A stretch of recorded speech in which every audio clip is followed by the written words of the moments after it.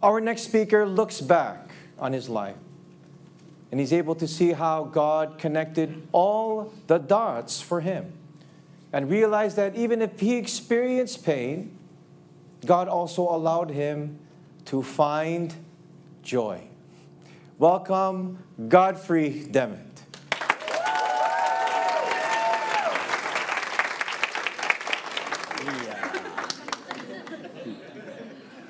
So for as far as I can remember, I've always been surrounded by strong and resilient women. I never had a father figure growing up because my dad passed away when I was 8 months old. And my stepdad abused me and my mom left him. Good job, Mom. She found another guy that was worse than the first. What's up with that, Mom? I remember one time I was going to a Cub Scout meeting, and I decided to hang out with a friend instead. My stepdad found out, and he was so furious. He grabbed me and he pushed me up against the wall. I guess that was his way of disciplining me. I wish he would have used his words instead. But that kind of discipline was common in our household, and life was tough. And my mom kept moving forward. I never knew the Church of Christ at the time. Yet, I was so lucky growing up. My grandparents lived a house away from us, my papa and my tutu. Tutu would always say, "Hey, come home, mai," or "come inside" in Hawaiian. Everyone felt so welcome, and there was always pupus or gerbs out on the table, a bowl of poi and some dried aku. Tutu was old school, and she had old school rules like no swearing, no smoking, no swearing, no premarital sex. She had the moral compass of the family, and everybody had to listen. But despite being surrounded by strong women, I was kind of lost, like I was without a rudder in the sea of life, just going through the motions. I had one goal in life, and that was to become a good bodyboarder, and I became one. I spent 21 years in the sport, paid my dues, yet I had no clear goals and no way to take care of a family until I met Shanarel. She moved here from the Philippines in search of a better life, and I met her through some mutual friends. She was a church girl who was devoted to her faith in the Iglesia, Cristo, or Church of Christ. I was both amused and impressed by her ambition, but I was most inspired by her faith and dedication to her membership inside the Church of Christ. I remember learning that she's from a small province in Ilocos, and that she was bullied a lot for being an introvert. And she heard other kids saying things like, "Don't be her friend. She's weird. She doesn't talk." Seeing what Shannon did? She maxed out her GPA, studied harder, and proved that she wasn't weird and she could talk. And on her graduation day, she stood up in front of everybody and spoke as their valedictorian. In Hawaii, it's a little different approach when it comes to bullies. You know what I'm talking about? Nah.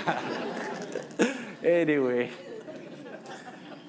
she asked me to join some few Bible studies. I wasn't committed yet to signing up as a Bible student. And one time we were hanging out with some friends. I wasn't feeling so well, and I told Sharon, "Oh, I can't attend worship service with you today." And it was too late for her to find another ride. So she said, "Fine, I'll walk." Okay. "Sharon, that's a 16-mile walk." Her conviction inspired me. The way she was so motivated and had a plan in her life, I wanted to have that kind of purpose in my life. Before entering the fold, I was seriously staring down a cup with a hole in it. I was looking and searching for the most powerful answers anyone could ask oneself. Mainly three. Who am I? Why am I here? And how does the universe work? I read a lot. From Freud to quantum mechanics to shamanism, what's really going on in the world? My pursuit was endless, and my search for the ultimate meaning suddenly stopped.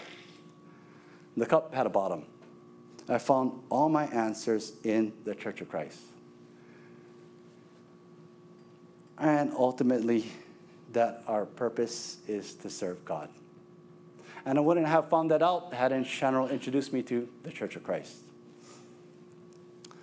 Oh, man, the Bible lesson that really stood out and impacted me the most was about the apostasy and how the true Church of Christ was reestablished. It made so much sense to me. Ask the minister if you have any questions about this. I joined the Church of Christ in 2010, and it had completely changed me. After joining the Church of Christ, God blessed me with the girl of my dreams. I courted Shanro, she reciprocated, and now we're married. But she's not just the girl of my dreams. She's a true partner in righteousness and good works. You know, I'm so grateful. I learned how to be a good Christian because of the teachings inside the Church of Christ. And Shannon makes sure that I put all those teachings into practice. Remember I said I had no clear goals? Well, Shannon prayed for me, encouraged me, and challenged me to pursue bigger and better things. And because of her encouragement, I became a head deacon. And because of our prayers and our faith, I now have my real estate license, and together we own a few businesses. Even my family from Hawaii, they're so surprised, dumbfounded, they're like awestruck in disbelief of all the positive changes that are occurring in my life at this time and beyond. They probably thought I wasn't going to do anything in my life, and I don't blame them. But I thank God that He had another plan for me.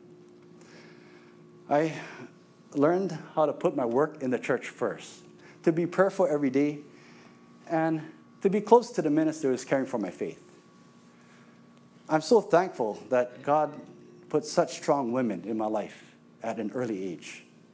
And ultimately, I thank God that He allowed me to cross paths with that poor bully girl from Ilocos that was determined to have a better future in America. Because while she was trying to build her life, she helped me build my faith. I love you guys.